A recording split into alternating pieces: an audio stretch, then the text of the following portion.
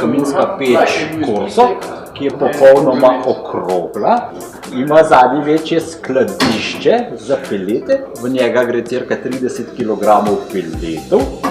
Ima potem, bom rekel, krožno steklo pred seboj, potem ima noter krožni del samega kamina. Če zadevo odpremo, je posebnost tudi ta, da ima noter ovalno rešetko. Zaradi tega, da se lahko ogenj kot tak gre tudi bolj v širino.